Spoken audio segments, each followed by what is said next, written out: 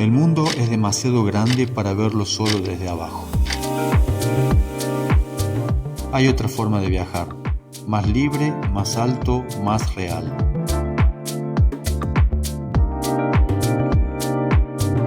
A veces está bueno tomar cierta distancia, para tener otro panorama, para entender mejor las cosas.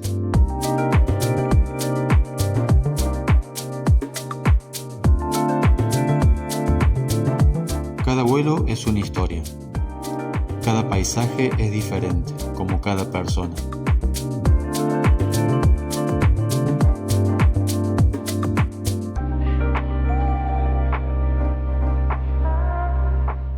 Porque a veces la belleza es solo cuestión de perspectiva.